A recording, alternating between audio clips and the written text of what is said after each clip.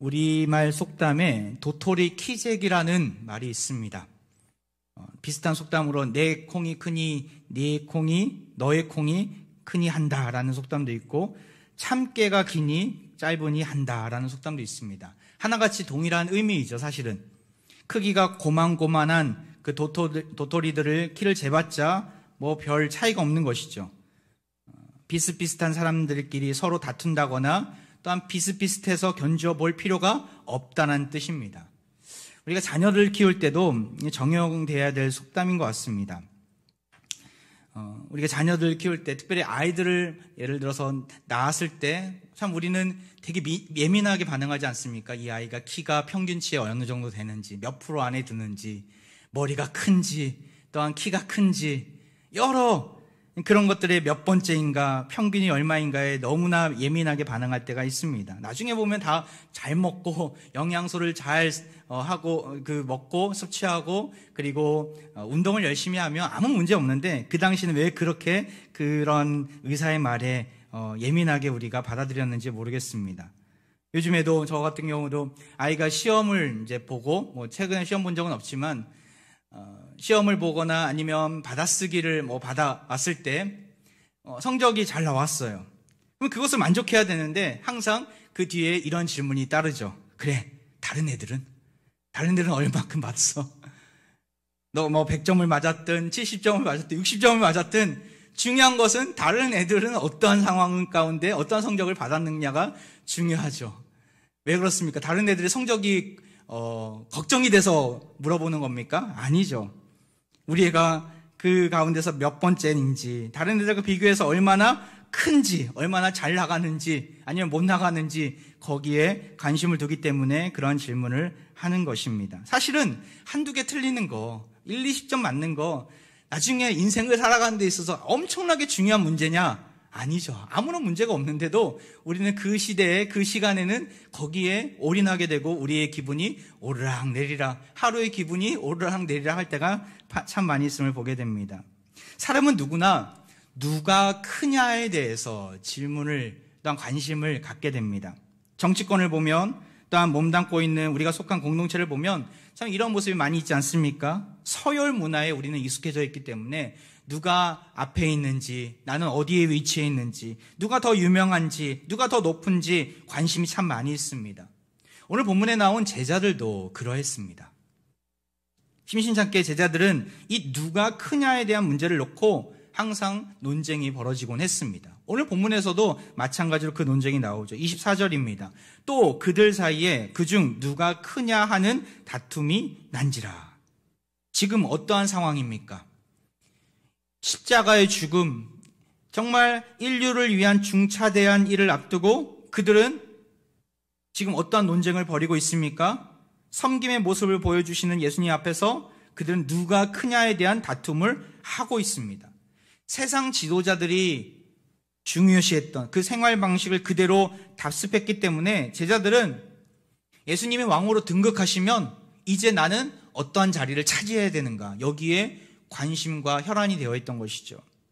누가 크냐 문제, 죽음을 앞에 둔 주님 앞에서 서로 다투었던 제자들의 모습은 그들이 얼마나 믿음이 연약한지를 우리에게 보여주는 대목이라 할 수 있습니다. 그렇다면 우리는 어떻습니까? 이 누가 크냐 하는 문제, 여러분들은 그냥 별로 대수롭지 않게 여기고 있습니까? 아니면 정말 심각한 인생의 문제로 여기고 있습니까? 배우자의 다툼 속에서 내가 이 집의 가장인데 왜 나를 가장으로 대우 안 해?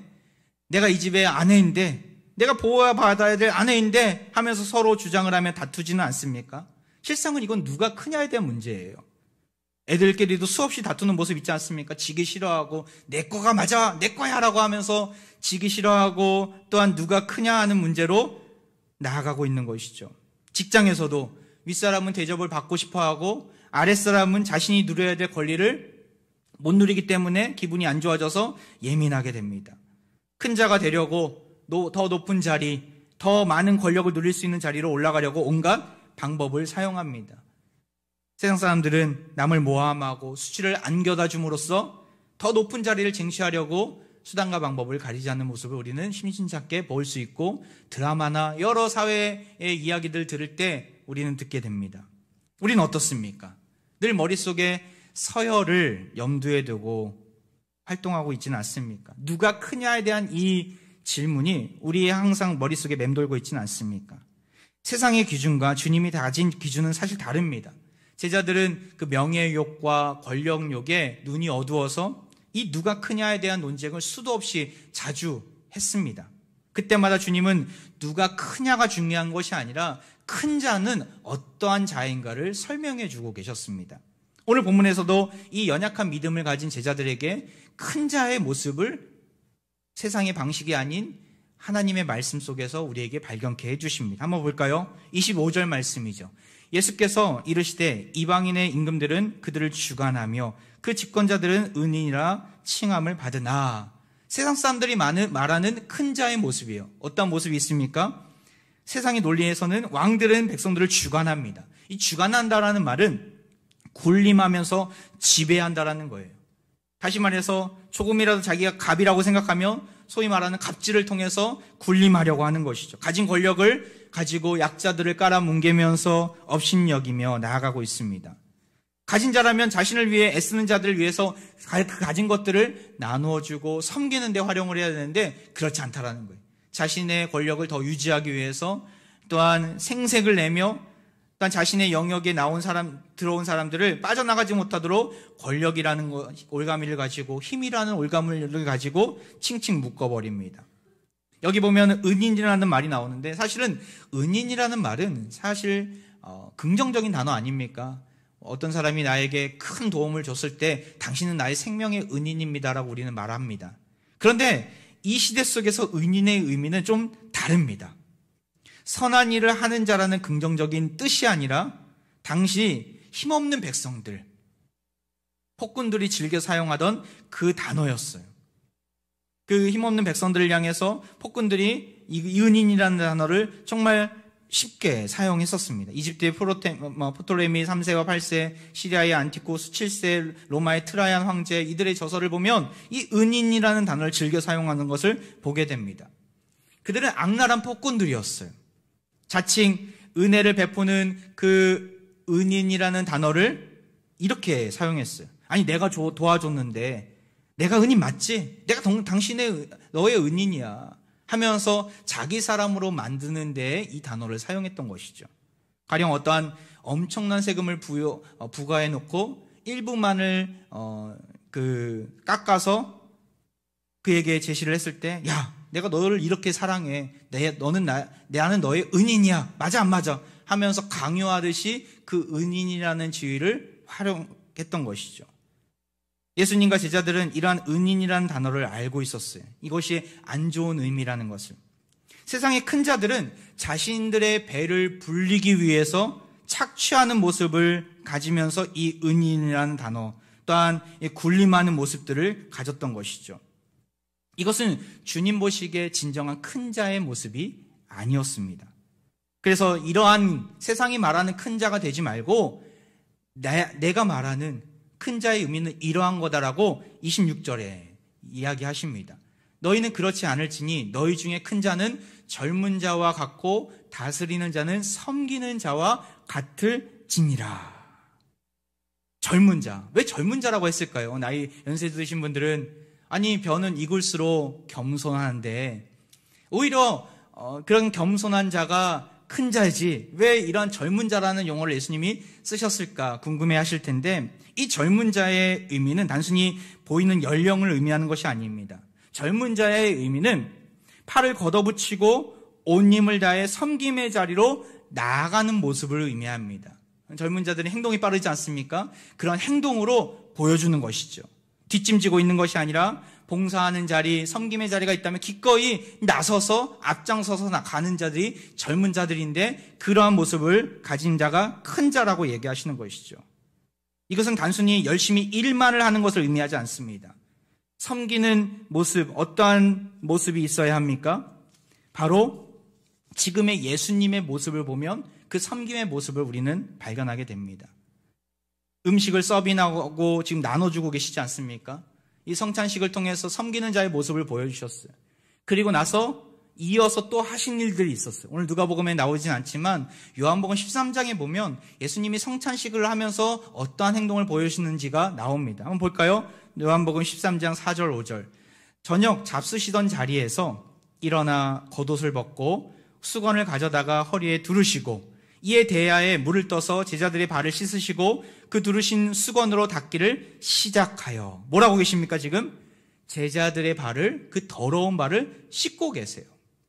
이러한 모습은 전에 한번 이 대목을 가지고 이 수건, 두르신 수건, 허리에 수건을 둘렀다라는 의미들을 이야기하면서 이것은 종이나 하는 일이라고 말씀드린 적이 있습니다. 노예들이 하는 일이죠. 당시 종이나 노예가 주인을 섬기기 위해 취하는 자세가 이러한 모습이었죠. 그런데 랍비이신 선생님이신 구원자이신 주님께서, 메시아이신 주님께서 이 종의 모습으로 낮아져서 제자들 앞에 지금 서 계십니다.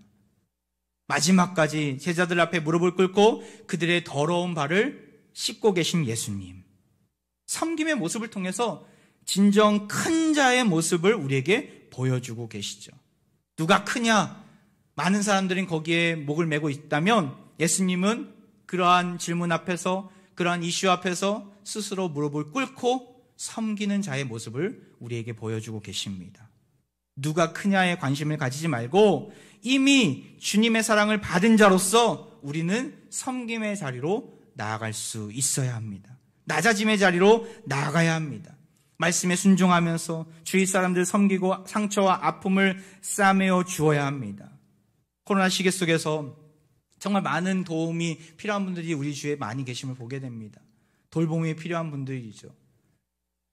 이러한 시국 속에서 전 담임 목사로서 참 내가 생색내기에 너무나 치중했구나, 그런 것에 너무나 바빴구나 하는 것을 오늘 말씀을 보면서 고백하게 되었어요. 생색내었는데 사람들이 몰라주며 그것에 오히려 실망하고 낙심했던 어린아이와 같은 그 얕은 신앙의 자리에 제가 있었음을 보게 되었어요. 저는 이것도 합니다, 저것도 합니다, 그것을 자랑하기에 바빴지 실제적으로 우리 성도들의 필요가 무엇인지, 돌봄이 필요한 분들이 누가 있는지를 알아보고 돌아보고 그분들에게 전화로 또한 실제적인 도움을 내가 얼마나 주었는가 참이 거의 없더라고요. 오늘 말씀을 통해서 하나님은 저에게 많이 깨닫게 하시더라고요. 너가 정말 섬김의 자리에 있는가? 예수님처럼 무릎 꿇고 성도들의 더러운 발을 닦아주고 있는가? 저에게 그런 것을 예수님이 많이 깨닫게 하시더라고요. 사랑하는 화평가족 여러분 어떻습니까? 난 당신의 은인이야, 난 당신을 도와줬어, 여기에 생색내는 데만 치중하고 있지는 않습니까? 남들이 나를 알아주기를 원하는 모습에만 있지는 않습니까? 사실 우리는 누가 보든 안 보든 알아주든 알아주지 못하든 우리가 해야 되는 모습은 뭐예요? 섬김과 사랑의 모습으로 나아가야 합니다. 왜요? 우리는 빚진 자이기 때문에. 무엇에 빚졌어요? 복음에 빚진 자 아닙니까? 예수 그리스도의 사랑에 빚진 자 아닙니까? 도저히 갚을 수 없는 그 죄의 대가를, 우리 스스로 해결할 수 없는 죄의 대가를 누가 치러주셨어요? 예수님이 치러주셨잖아요. 예수님이 십자가에 달리심으로 우리의 죄의 대가를 치러주셨잖아요. 그 은혜를 받은 자라면 그것에 만족하고 그것에 감사하면서 우리 또한 돌봄이 필요한 자들, 우리의 사랑이 필요한 자들에게 한마디의 말과 또한 우리가 가진 것을 나눠주는 일에 우리는 온 힘을 다해야 합니다. 상대방에게 은인이라고 칭함을 받든 안 받든 관계없이 온 마음으로 섬기고 나눠줘야 합니다. 이것이 복음의 빚진 자의 모습인 것이죠. 그러할 때 주님은 우리를 큰 자로 인정해 주십니다. 마르코 안토니오 도미니스라는 17세기 크로아티아 신학자가 있어요. 그가 한 격언이 있는데 이것은 리처드 백스터나 아니면 존 스토트 목사님을 통해서 널리 알려진 격언이기도 합니다. 무엇입니까? 본질적인 것에는 일치를, 비본질적인 것에는 자유를, 모든 것에 사랑을. 무슨 말입니까? 꼭 필요한 것에는 일치를 봐야 된다는 거예요. 복음에 관계된 것들. 우리가 사도신경 하는데 사도신경에 관련된 신조에 관련된 것들은 이것은 한치 물러섬도 없이 우리는 양보해서는 안 됩니다. 하지만 비본질적인 것들, 대부분의 일들은 다 비본질적인 것이에요. 그런 것에는 자유를, 얼마든지 관용을 베풀 수 있어야 합니다.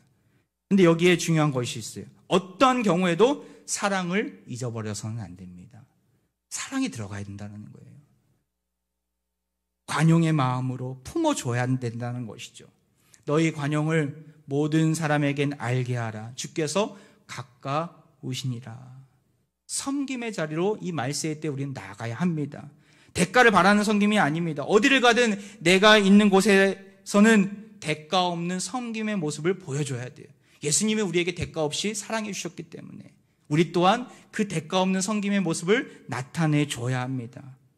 생색내는 모습이 아니라 누가 보든 안 보든 우리는 어떤 생각을 항상 가지고 있어야 돼요? 주님이 아시겠지. 주님이 아시겠지. 따라해볼까요? 주님이 아시겠지. 주님이 아십니다. 그것만으로 만족할 수 있어야 돼요. 주님이 아시겠지 고백하면서 섬김의 자리로 나아가십시오. 결과에 상대방의 반응에 좌지우지 되지 마시고 기쁨으로 섬김의 모습을 가질 때 우리는 주님 앞에서 큰 자로 인정받을 수 있습니다. 예수님은 이어서 누가 크냐 이 다툼의 자리에 있는 제자들에게 무엇을 선포하십니까? 고난과 시험에 대해서 가르쳐 주세요. 28절이죠. 너희는 나의 모든 시험 중에 항상 나와 함께 한 자들인지. 섬김의 자리를 가다 보면 시험을 경험하게 돼요. 고난의 자리를 경험하게 되죠. 제자들은 예수님으로부터 인정받았어요. 3년 동안 공생의 기간 동안 흔들림 없이 예수님을 쫓아다닌 것만으로도 인정받았어요. 비록 그들이 아직까지 신앙의 얕은 물가에서 헤엄치면서 허우적대고 있는데 그럼에도 불구하고 주님은 그들을 인정해 주셨어요. 왜냐하면 3년 동안 딴 길 가지 아니하고 주님을 꼭 붙잡고 있었기 때문에. 여기서 말하는 항상이라는 단어 그리고 한이라는 단어, 항상 나와 함께 한, 이 항상이라는 단어와 한이라는 단어는 한 가지 단어입니다. 디아메노라는 이 헬라어 단어는 끊임없이 끝까지 그 자리에 머물다라는 뜻이 담겨져 있어요. 머문다. 계속해서 예수님과 함께하는 그 자리를 지켰다는 것이죠. 예수님은 고난의 자리에서 지난 3년간 계속해서 주님의 곁을 머물렀던 제자들의 수고와 헌신을 그 마지막 식사 자리 속에서 인정하셨어요. 물론 그들은 아직까지 어린아이와 같은 얕은 신앙이었지만 그럼에도 그들은 예수님의 곁을 떠나지 않은 것만으로도 예수님 그들에게 큰 자라고 인정하시는 것이죠. 시험과 환난이 있지만 예수님과 함께 있으면서 끝까지 머물렀던 제자들이었어요. 단 한 사람만 빼고, 가룟 유다만 빼고 말입니다. 이러한 시험을 견딘 자들에게 예수님은 어떠한 복을 약속하셨습니까? 29절 30절이에요. 내 아버지께서 나라를 내게 맡기신 것 같이 나도 너희에게 맡겨 너희로 내 나라에 있어 내 상에서 먹고 마시며 또는 보좌에 앉아 이스라엘 12지파를 다스리게 하려 하노라. 제자들에게 하나님 나라에서 누리는 놀라운 권세와 복을 부여해 주셨다라는 거예요. 하나님 나라를 제자들에게 맡기시겠다라는 약속의 말씀이죠. 여기서 먹고 마신다. 뭐예요? 지난주에 말씀드렸던 어린 양의 혼인잔치. 우리가 천국에 들어갔을 때 예수님이 신랑이 되시고 우리가 신부가 되어서 천국 혼인잔치에서 예수님과 먹고 마시며 놀라운 희락을 누린다는 것이죠. 12지파를 다스리게 되는 놀라운 영광을 차지할 것임을 선포하고 계십니다. 어떤 자에게요? 제자들에게만 해당되는 이야기입니까? 아니에요. 우리에게도 해당되는 얘기예요. 사도성을 가진 우리 교회, 우리 각 개인에게 해당되는 얘기. 어떤 자에게 이런 복을 주신다고 말씀합니까? 섬김의 자리에서 예수님과 함께 끝까지 시험을 이기는 자에게, 시련을 견디는 자에게. 야고보서 1장 2절에 보면 이런 말씀이 있어요. 정말 우리에게 중요한 믿음의 잣대가 되는 말씀인데 한번 읽어볼까요? 시작. 시험을 참는 자는 복이 있나니 이는 시련을 견디어낸 자가 주께서 자기를 사랑하는 자들에게 약속하신 생명의 면류관을 얻을 것이기 때문이라. 할렐루야. 시험을 참는 자는 복된 인생인데 왜요? 시험을 참고 시련을 견디는 자에게 어떠한 것을 주신대요? 생명의 면류관을 주신다는 거 아십니다. 이 면류관, 스테파노스. 뭡니까? 왕의 지위에 있는 왕에게 주는 거예요. 왕에게. 경주에서 승리한 승리자에게 주는 멀게관, 멸기류관이죠. 왕이나 승리자에게 주어진 그 영광스러운 것을 누구에게 주신다고요? 시험을 참는 자에게, 견디는 자에게, 끝까지 주님과 함께하는 자에게, 딴 길로 가지 아니하고 세상 길로 가지 아니하고 세상 것에 기웃거리지 아니하고 주님을 꼭 붙잡고 있는 자에게 이러한 놀라운 복을 주실 줄 믿습니다. 이러한 은혜가 우리 가운데 있기를 소망합니다. 이 땅을 떠나기까지 우리는 시련의 연속선상에 있어요. 착각하지 마십시오. 신앙은 만사형통이 아닙니다. 어떤 분들은 내가 예수님 믿으면 시련이 없을 거야 생각하는데 아니에요. 오히려 더 시련이 우리를 힘들게 할 때가 있어요. 왜냐하면 말세가 가까울수록 마귀는, 사단의 공격은 더욱 집요하고 강해지기 때문에 그러하죠. 이럴 때일수록 우리는 더욱더 정신 차리고 깨어 있어야 합니다. 시련은 우리를 더욱더 강하게 할 것입니다. 시련이 있다고 시험 듣는 것이 아니라 오히려 우리를 더욱더 강하게 할 것임을 기대하고 즐거워하시기 바랍니다. 나아가 하나님께 지혜를 구하면서 모든 것이 하나님의 주권 아래에 있습니다. 지금 나는 힘이 없지만 이 시련과 이 시험을 이길 수 있는 능력이 없지만 하나님께서 나와 함께 해주시고 때마다 피할 길을 보여주신다면 내가 나아갈 수 있습니다. 전진해 나갈 수 있습니다. 우리가 믿음으로 고백하며 그 어려움과 고난을 이겨내시길 바랍니다. 우리가 주님의 손을 놓더라도 주님은 우리를 꼭 붙잡고 계십니다. 주님은 우리를 꼭 붙잡고 계세요. 우리가 딴 길로 가지 않으면 주님은 우리를 큰 자로 인정해 주십니다. 우리 주님이 그러하셨어요.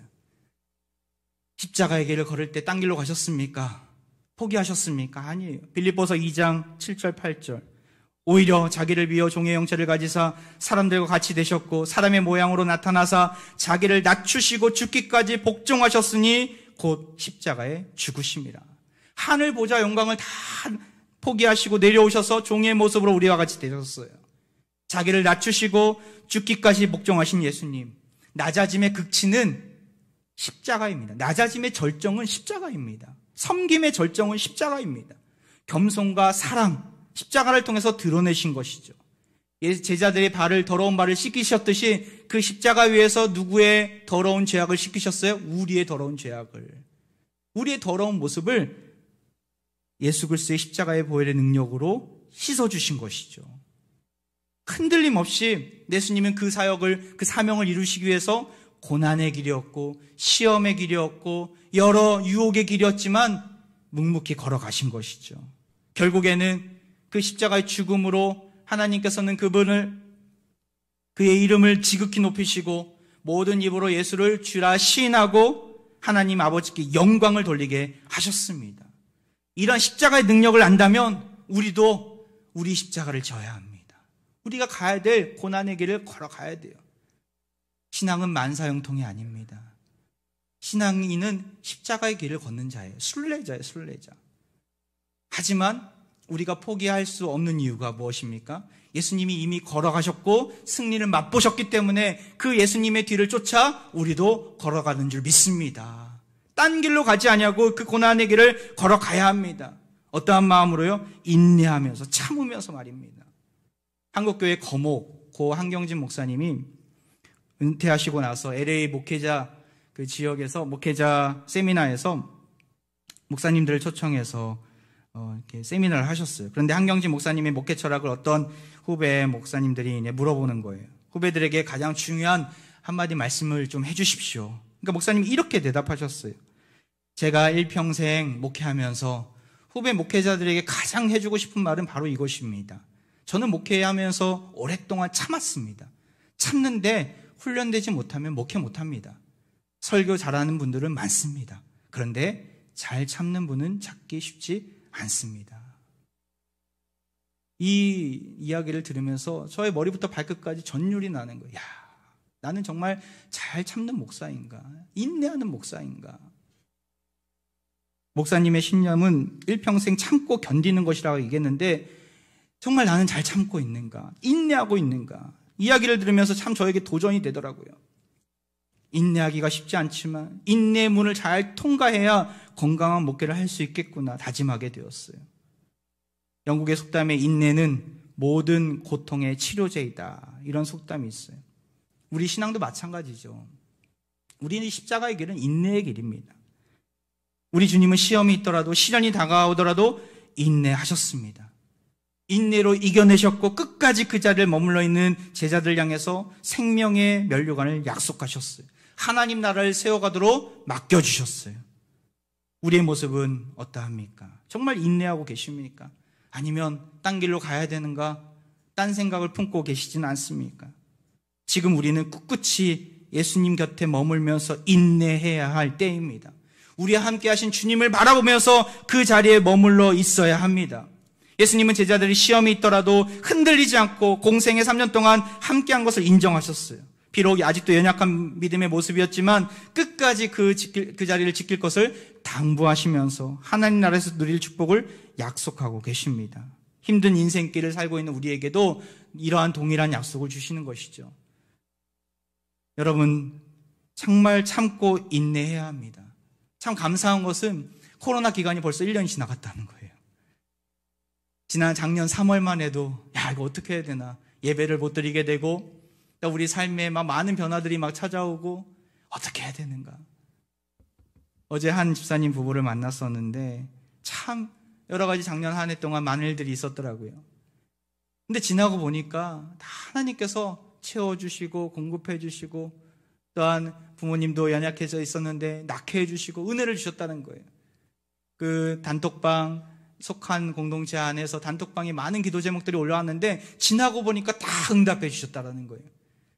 비록 지금도 아직은 정상적인 삶의 패턴이 아니고 회복 중에 있지만 두려워하지 않고 담대하게 걸어갈 수 있다라고 고백하시더라고요. 여러분, 우리 삶도 그렇지 않습니까? 정말 어떻게 버틸 수 있을까? 어떻게 버틸 수 있을까? 걸어가면서 끙끙대면서 신음 가운데 있었지만 돌이켜보면 하나님께서 우리가 끼니를 거르지 않도록 만나와 메추라기를 공급해 주셨고, 기도의 불기둥으로, 말씀의 구름기둥으로 인도해 주시지 않았습니까? 하나님이 우리와 동행해 주셨어. 지난 1년간 우리는 그 사실들을 기억하고 그 은혜를 감사한다면 흔들리지 않습니다. 앞으로 그래도 회복의 기미가 보이는 이때도 아직은 고난의 터널을 지나가고 있지만 흔들리지 않습니다. 지난 세월 나와 함께 하셨던 그 하나님이 앞으로도 나의 인생을 책임져 주시리라 믿고 담대하게 나아갈 수 있습니다. 인내하면서 말입니다. 아직까지 기도 제목들이 다 응답되지 않은 부분들도 있으실 것 같아요. 지난주에 제가 큰 상을 당했어요. 저희 할머님이 101세 나이로, 연세로 이 땅을 떠나셨는데 참 감사한 것은 제 기도가 이루어졌다라는 거예요. 아버지가 돌아가신 지 30년이 됐어요. 저에게 있어서. 제 기도 제목이 뭐였냐면, 저희 친가 식구들과 함께 예배하고 또 주님을 찬양하고 또 주님 앞에 나아가는, 다 신앙생활을 했으면 좋겠다라는 바람이 있어요. 외가 쪽은 다 거의 다 믿으시는데 친가 쪽은 저희 가정 빼고는 거의 안 믿으시거든요. 저희 아버님이 돌아가시긴 했지만 1세대거든요. 믿음의 1세대. 제가 2세대고. 근데 아직 일가 친척들은 다 믿지 않아요. 그럼 감사한 것은 할머님이 몇 년 전부터 저희가 복음을 제시하고 또한 예수님을 영접하는 기도를 같이 이렇게 따라하자고 우리 할머님께 얘기했을 때마다 할머님이 흔쾌히 또 해주시고, 제가 목사 되고 또 우리 교회 담임 목사로 왔을 때도 너무나 기뻐하셨어요. 믿지 않으신 분인데 마음을 열어주신 것이죠. 하지만 아직까지 믿지 않는 친척들이 대부분이라서 참 하나님의 때가 언제 올까.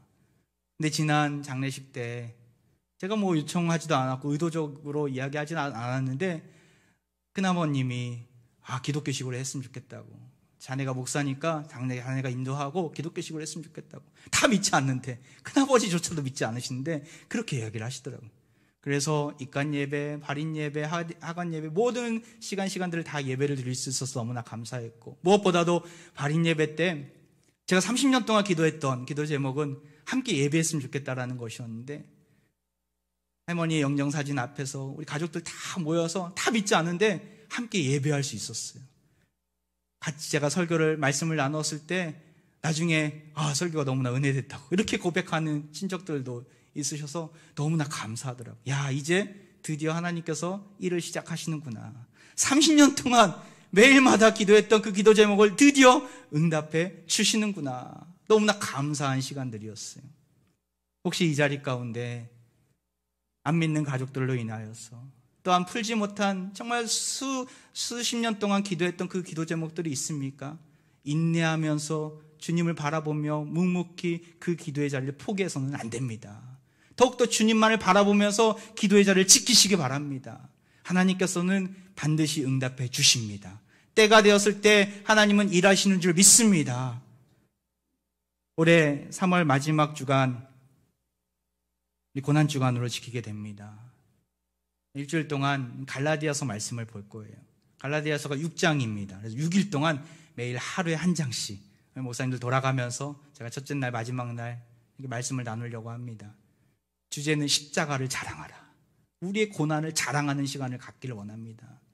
비록 지금은 힘든 인생길이고 버겁고 하루하루가 허걱대면서 신음 가운데 있는 삶을 살고 있지만 그 고난 너머에 있는 십자가의 영광을 바라보며 부활의 역사를 바라보며 힘있게 나아가야 합니다. 십자가를 자랑하라. 우리의 고백이 되기를 원합니다. 바울의 고백이 우리의 고백으로 변화될 줄 믿습니다. 화평 가족 모두가 사모하는 마음으로 참여해서 이 코로나의 시기를, 이 고난의 시기를 주님을 붙잡고 십자가를 붙잡고 믿음으로 승리하는 그런 시간으로 삼기를 바랍니다. 말씀을 마무리합니다. 누가 큰가? 사람들은 이 주제에 대해서 욕망의 시각을 가지고 많은 관심을 둡니다. 진정으로 큰 자는 누구입니까? 세상에 군림하는 자입니까? 생색내기를 좋아하는 자입니까? 아닙니다. 어떠한 자가 큰 자입니까? 주님은 우리에게 큰 자의 획기적인 모습을 보여주셨어요. 뭡니까? 겸손히 섬기는 자가 큰 자라고 하십니다. 우리 주위에 섬겨야 될 대상들이 정말 많이 있습니다. 안 믿는 이웃들을 향해서, 또한 연약한 분들을 향해서 우리는 그 섬김의 손길을 내밀어 줘야 합니다. 주어진 직장 안에서, 또한 내가 가는 곳곳마다 그 사랑의 메신저로서, 섬김의 전도사로서 주님 앞에 귀하게 쓰임받기를 바랍니다. 나아가서 섬기는 자리 속에서 예수님은 진짜 큰 자가 되려면 어떠한 모습을 또 요구하십니까? 시험과 환난을 인내로 이기는 자, 이런 모습을 요구하고 계세요. 묵묵히 그 인내로 그 시험과 환난을 견뎌내는 자를 주님은 큰 자라고 인정하십니다. 신앙은 만사형통이 아닙니다. 착각하지 마시기 바랍니다. 시험과 환난이 있을지라도 그 시험과 환난의 자리 속에서 꿋꿋이 예수님 곁을 지키며 인내의 자리로에서 버틴다면 하나님은 우리에게 놀라운 영광을 보여주실 것입니다. 하나님 나라를 맡겨주시고 또한 생명의 면류관을 허락해 주실 것입니다. 오늘도 시험과 고난의 길을 걷고 있는 화평의 가족 모두에게 이러한 놀라운 은혜가 임하기를 주의 이름으로 축원드립니다. 이 시간 우리 같이 찬양하며 나아갈 텐데요, 우리 섬김에 보은을 보이신 예수님 안에 소망이 있습니다. 고백하면서 슬픈 마음 있는 자, 몸과 영혼 병든 자 누구든지 예수의 이름을 부르시오. 우리 고백하며 나아가도록 하겠습니다.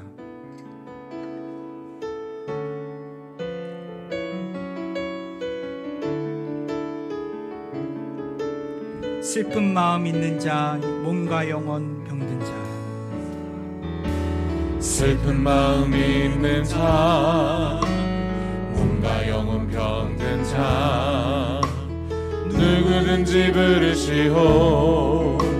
예수 이름 부르시오. 그 이름을 믿는 자, 그 이름을 믿는 그 자, 이름을 부르는 자에게 그 이름을 부르는 자, 그가 어떤 사람이든 구원. 다시 한번 고백할까요? 슬픈 마음 있는 자, 슬픈 마음 있는 자, 몸과 영혼 병든 누구든지 자 부르시길 바랍니다. 누구든지 부르시오. 예수의 이름을 부르시길 바랍니다. 예수 이름 부르시오.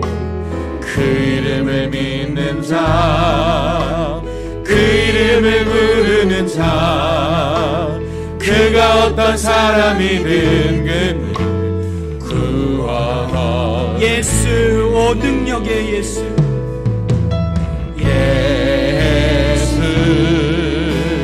예수, 오 능력의 그 이름 예수, 나 외쳐 부르네. 예수, 예수, 오 구원의 그 이름 예수, 나 외쳐 부르네. 예수 그리스도.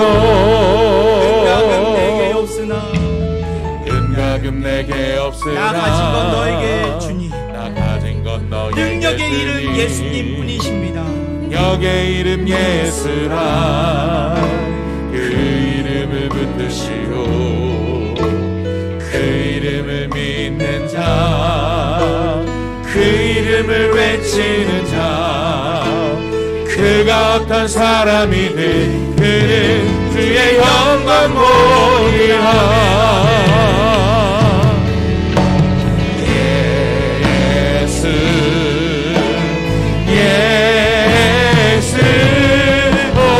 능력의 그 이름 예수 나 외쳐 부르네. 예수 예수 오 능력의 그 이름 예수 나 외쳐 부르네. 예수 그리스도 예수 오 능력의 그 이름 예수. 우리 손 들고 찬양합니다. 손 들고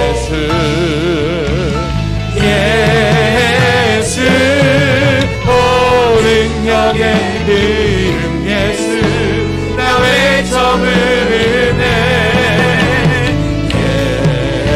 예수 예수 오 구원의 그 이름 예수 나 외쳐 부르네. 예수 그리스도. 반주해 주시고 우리 합심으로 좀 기도했으면 좋겠습니다. 능력의 그 이름 예수님을 붙잡는 인생 되기를 원합니다. 주님, 나의 연약한 모습들 정말 섬김의 자리에 서야 할진데 예수님의 그 사랑을 경험한 빚진 자인데 내 자신의 욕망에 따라 나 자신의 주장이 옳은 것만을 이야기하며 교만한 모습 가운데 있었습니다. 우리 연약한 모습을 고백하면서 주님, 다른 사람들을 지배하고 군림하기보다는 늘 겸손한 섬김의 자로 내가 쓰임받기를 원합니다. 나아가서 고난이 있고 아픔이 있고 여러 가지 환난이 우리 안에 있을지라도 끝까지 그 능력의 그 이름 되시는 예수님만 바라보며 나아갑니다. 주 나를 붙잡아 달라고 힘을 달라고 우리 같이 합심으로 기도하며 나아갑니다.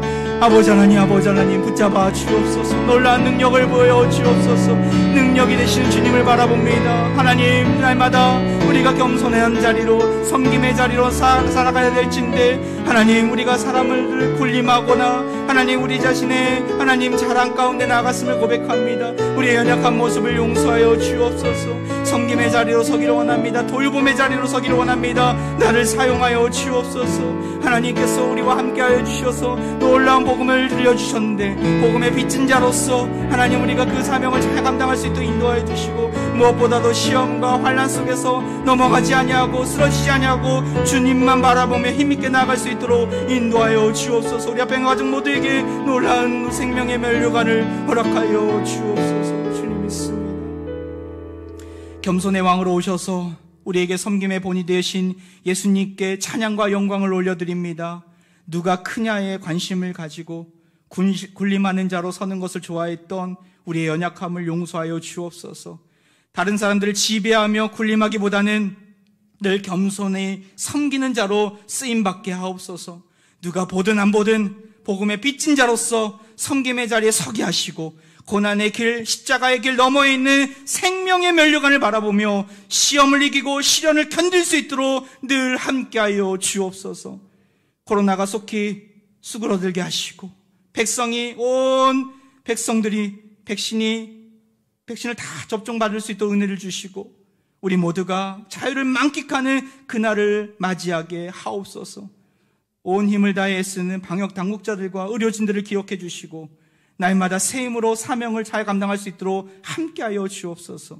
오늘부터 교회학교 현장 예배를 시작하게 하심을 감사드립니다. 우리 다음 세대들을 붙잡아 주시고 코로나부터 안전하게 지켜보호해 주시고 화평의 다음 세대가 이 고난의 시기를 잘 이겨서 더욱 성숙한 믿음을 갖게 하옵소서. 우리 질병으로 인하여 심히 고통 중에 있는 환우들 있습니다. 주님께서 저들의 신음 가운데 응답해 주시고 치유의 역사를 보여주실 것을 믿사오며 최후의 승리자가 되신 예수 그리스도의 이름으로 간절히 기도하옵나이다. 아멘.